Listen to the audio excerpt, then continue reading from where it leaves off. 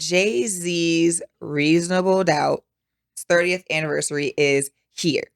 And his shows are coming up.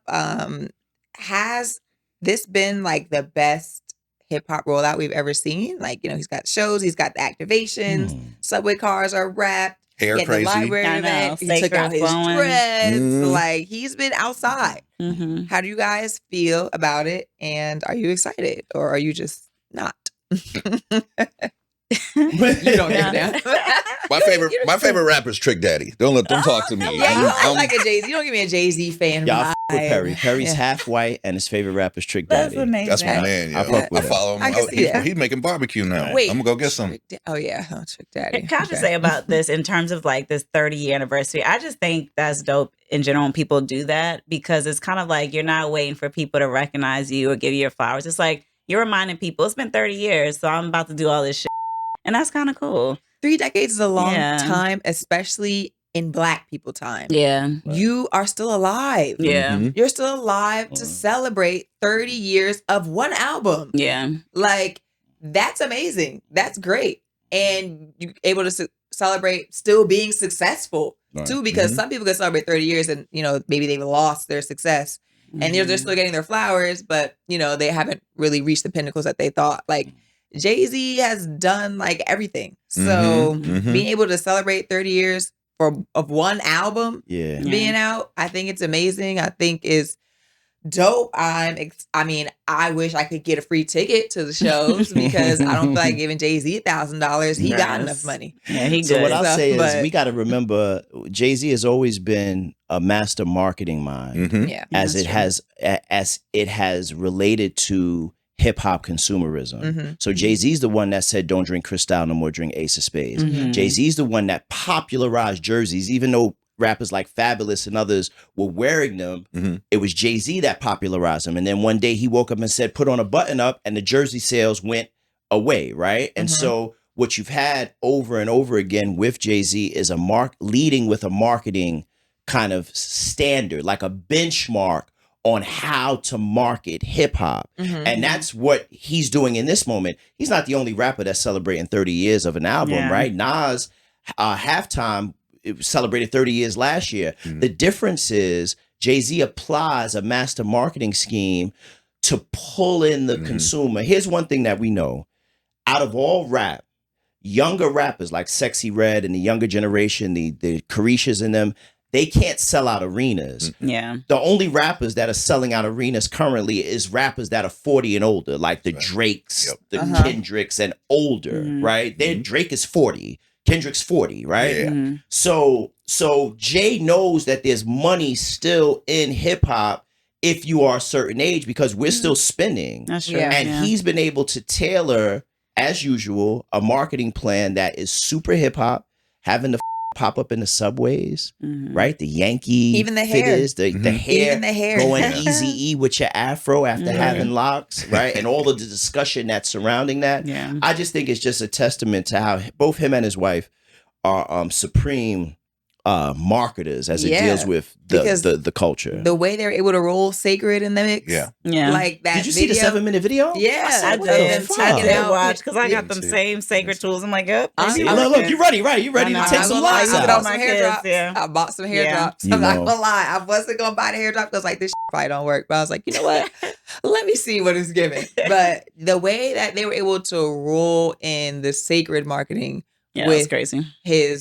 With this rollout for, the shows that are coming up and the 30th anniversary celebration, like taking out his locks with my wife's product, like, and look at how thick my hair is still. And there's no grays.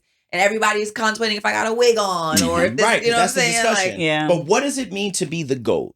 Right? Like, what does it mean to be the best at a thing? Right? Is it like you have the Jordan versus LeBron piece where people are like, well, no, Jordan was better than LeBron. He won more rings, but LeBron was the bigger cultural phenom for a longer period of time. Right. He's going into his 23rd season. So for Jay, what I believe Jay has always looked at is if I can dictate the scope, if I can dictate the market, that makes me the best.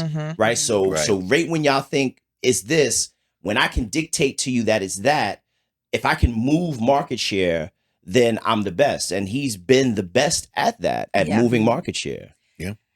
On that note, though, I'm not gonna stay on this too long because I do love Jay-Z. Right. Capitalist. He is the ultimate capitalist. Right. Yeah. Because, like you mentioned, he knows that he can move market share, and he's collaborated with Target on the sale of this. I saw it today. I was in this Target. album. I saw it. Yeah. Yeah. So basically, you can only get it in Target, I think, for a limited amount of time. But we boycotting? What happened? Yeah. What happened? So basically, I have paid attention to shit. I'm sorry. Yeah, but I knew that. I was like, that don't sound right. That don't sound right. Why I'm bringing this up is because we were boycotting Target, right, for their DEI malpractices, and they eliminated those initiatives. Yeah. Black people were boycotting Target, and here comes Jay-Z getting Black people to go back to Target. And this isn't the first time he's done this. He did it with the NFL too. Amidst all the protesting that was happening and Colin Kaepernick kneeling, he came up right behind and kind of threw him under the bus and was like, "We're done with kneeling. Yeah, we're not kneeling no more. We're partnering with the NFL." And this is becoming kind of a pattern for him. And I'm not gonna lie, it's a bad look to me. I agree. I'm with you as a card carrying member of the Beehive who's married to, the J of the Z. And like, it is hard because it's like, on the one hand, it's dope. Like, yes, he's the GOAT, the marketing, all this and that. But then it's like, at a certain point, like, how much money is enough? And how much, and it's like, you have to look at it as is it to the detriment of our people? Is the money that he's like getting, is it being funneled back into the community?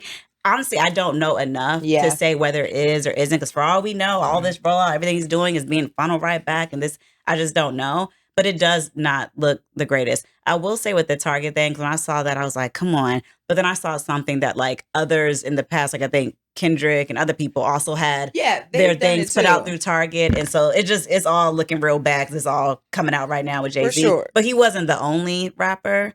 He wasn't the only rapper, but he's arguably the biggest. Yeah, it's the most visible, and it's not a good look. And this is not the first time that he's done it. And I just, granted, this coming from a girl who ain't got money as Jay-Z, okay? I don't know nothing about the business, but from the outside looking in, it just looks bad because Jay, with as much power as you have, you could have did something else.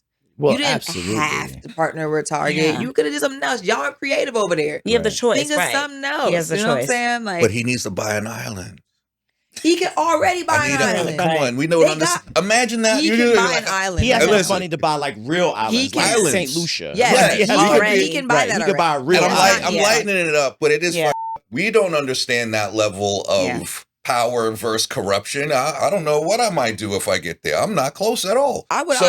You know what I mean? But is it a bad look? Yeah, but also you're like, he's got to sell these records, so and that's why he is who he is. And that's the point that she's making, because he doesn't have to. No, but for him, he has to though. That's why he's done it this whole time. That's his. But push. Is that like a bad look? Like, what does that say about him? Right? Does he that he has to? What I believe he believes, and obviously I can't speak for Jay, but again, it goes back to how best to market the Black experience in America, right? And I think, again, Jay has always been very able to translate the Black experience, even insofar as he's somebody who was selling drugs, was a crack dealer, went on Oprah, brought Oprah to Marcy, and had an hour-long conversation about selling crack on Oprah, right? So he is not averse to selling the Black experience to a broader market. What I think is this. I think that he doesn't necessarily see the cultural ramifications of commercializing the Black experience. I think he thinks, like many does. Jay's not the only one that thinks this, right? We can start naming others that do it. Kevin Hart, for one, does it. I think they think if they can be successful in commodifying the Black experience to a broader market, then that, like, you're blackening the market. But it's just the opposite that's happening. Because what's happening is there are real world and real time advocacy that needs attention. So you mentioned the Kaepernick thing, right? There was real world advocacy that needed attention. And when you took the job at the NFL, I think he believed that, okay, I'm going to get all of the biggest black stars to get in on this. And so we could blacken the halftime show. And you did that. You gave me Rihanna. You gave me Usher. You gave me hanging upside down. But none of that matters with regards to the advocacy part and the social justice part. And I think that's where he misses. But again, others miss in that way. I think Jay is such a easy target for this, though, is because, again, him and his wife have become the benchmark. They're like Barack and Michelle of black culture. And unfortunately, we haven't seen that trickle down into meaningful social impact ways. Right. It's like impact. they only, and again, I don't know what the business is behind their charities. I don't know how they're contributing, on the back end, but on the front end, they do it just enough to be entertaining and invoke an emotional response, right? They create albums around blackness. Beyonce and Jay-Z together have created albums around blackness. Like, they exude that they are pro-black. Obviously, they're black people, but it's like some of the business practices behind the scenes don't really align. And I feel like it's just a product of like wealth stupidity. When you reach a certain level in life of wealth, and it don't even got to be that high. Like, you don't even have to get as far as Jay-Z and Beyonce. Once you get some money, you start to lose your connection to reality and your connection to people that you were once just like. And your brain becomes warped and you no longer see yourself in those people. Or if you do, it's very far away. So like, you're like, oh yeah, I remember I used to do that, but like, I don't do that. But I'm going to tell you something, what I'm saying? Like, the fact is, that's not totally true, because you have sacred products. You have sacred products. Yeah. Right? And so what they've been great at doing is creating mechanisms by which we as black people accept the commodification of the very thing that we know is being used against us. Right? Because I don't think Jay put his album in Target so that black people need to go back to Target. I think Jay put his album in Target because he knew that was where the greatest market share was. It just made good business sense, right? I don't think Beyonce made that 7-minute video to purely be an advertisement for Sacred. Maybe she did. But I think like they believe in their heart that when you find success, like when black things are put into the national or the global space, and success comes out of that's good for black people. But it's not good for black people. And that's what I mean. Right. It's more than that we need, And that's exactly what I mean. You worded it better, but that's what I mean by like you kind of lose a sense of reality in a bit. You start to believe that this is good for black people. In reality, it's not. Right. Like it's good for you. You know what I'm saying? More than symbolism. Like don't get me wrong. Sometimes symbolism is cool and great. Like the whole Cowboy Carter album was all about like us reclaiming America and this and that, and it felt good. But then it's like, okay, but what else? That's right. Like it's bare minimum. The symbolism is bare minimum. That's baseline activity. Yeah. Like it has to go beyond that. What you're saying, what you call the wealth stupidity or just being like far removed, it is kind of like living in the symbolism is enough, and it is not. And it's like the prime example. I mean, the NFL example is just so atrocious, honestly, because if like the only thing we got out of it was blacker Super Bowls, like, or halftime shows, that's cool. But like the whole thing was like kneeling because of police brutality and killings, and like what was done there. And that was just such a clear example of like the disconnect, and it just seems to keep repeating. So it sucks because I'm a fan of the art. I'm a fan of Beyonce. I'm waiting on the Rock album, but it does make it difficult where I'm just like. And to be clear, the NFL did cut a check for like $90 million for social justice programs over the course of like 10 years as a result of the Kaepernick. Exactly. But that's peanuts compared to what true equity looks like. Right. And so when we deal in a capitalist structure, and this is when you talk about, especially the climate in New York City with regards to the rise of socialism and the rise of the far left, these are the things that bother the out of people that choose to go further left. Because it's like, yo, you can't accept that, right? A $1 trillion organization gives you $90 million for social justice over a 10-year period. You don't even feel that.